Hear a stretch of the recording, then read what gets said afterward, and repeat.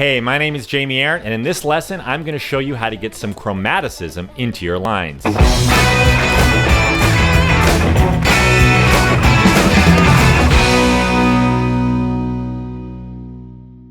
In this lesson, I'm going to show you a technique that all great improvisers use. The idea of using chromatic passing notes in our phrases.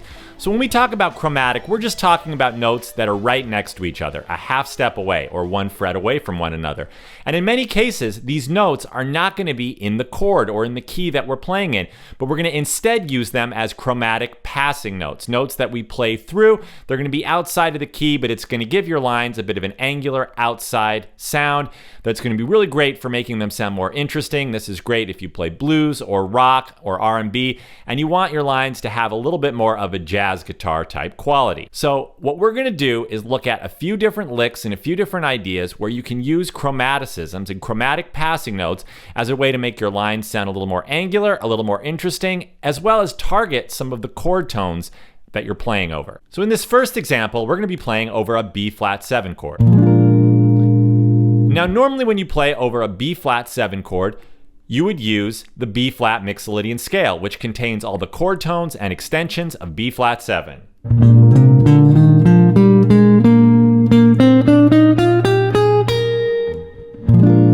The scale contains the root, the third, the fifth, and the flatted seventh of the chord, but it also contains the second or ninth, the fourth or 11th, and the sixth or 13th, which are the extensions, the color tones that make our chord sound more interesting.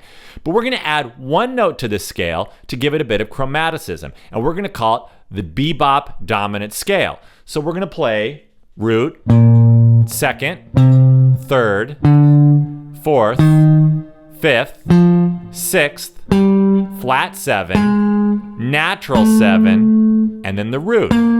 So in this case, the natural 7, which doesn't belong over a B flat dominant 7 chord, is going to be our chromatic passing note. We go from the flat 7, the natural 7, to the root. So this is a great example of chromaticism. Our notes move up chromatically in half steps. 6th fret, 7th fret, 8th fret. So the bebop scale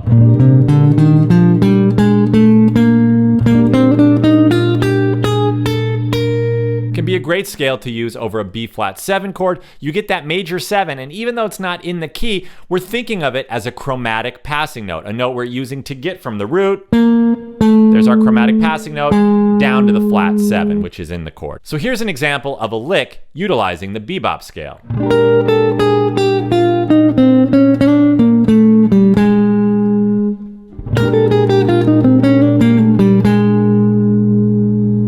So let's break this thing down. We're going to start out with this little chromatic walk down. B flat, the root.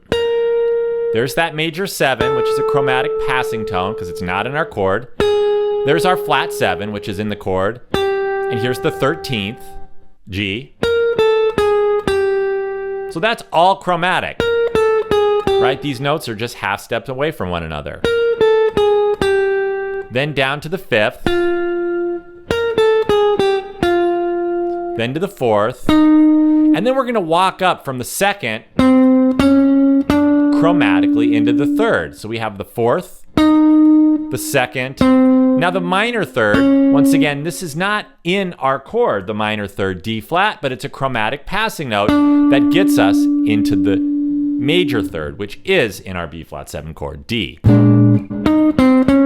So this D flat, it's just a chromatic passing tone. So our line sounds like this so far. And this idea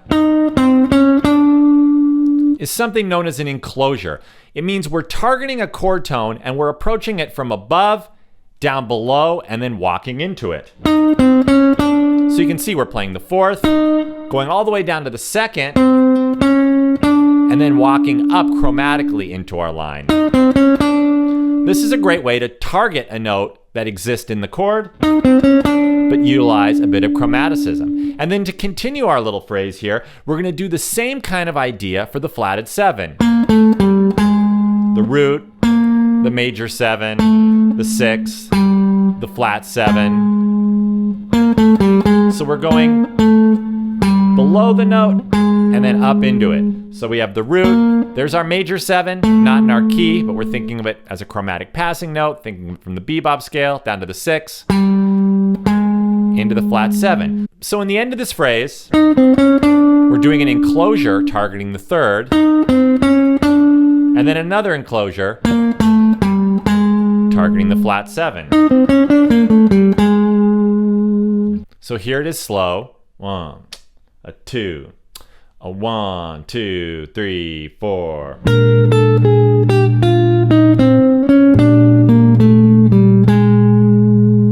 little faster.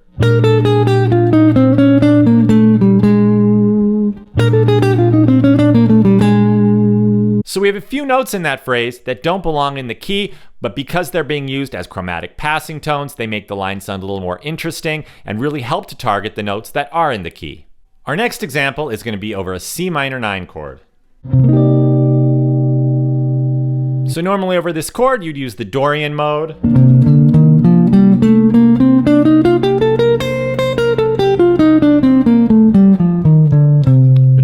All the chord tones and extensions of a C minor 7 chord. Here's our line using chromaticism. So we're going to start this phrase with an enclosure of the flatted 3rd.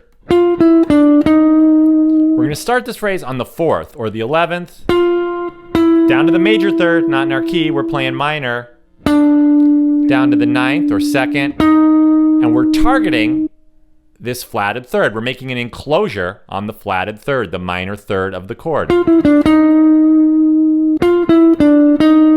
we're going to hit some chord tones, the 5th, G, the flat 7, B flat, the 9th, the flatted 3rd, back to the 9th. Now here's a chromatic passing note, this D flat, not in the key, but it's a nice chromatic passing note to get us to the root.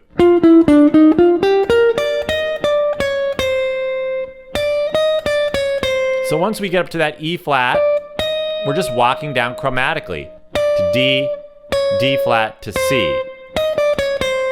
See, just half steps. Then back to the flat 7, to the 5th, and then walking up chromatically to the 6th or the 13. The 5th, the raised 5th or flatted 13, once again not technically in the chord, into the 13. So we have. Then we're going to go down to the 5th, the 4th, and walk chromatically down into the flat 3rd. So here's that line slowly. 1, 2, 3. A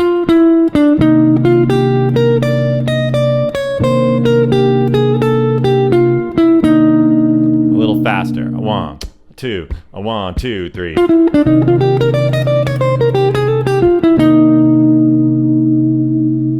Go ahead and start thinking about adding some of these chromatic passing notes into your playing. See how they sound. They'll give your playing a much more angular sound, which is a great color to tap into. Once again, my name is Jamie Arndt, and I will see you in the next lesson. Thanks for watching.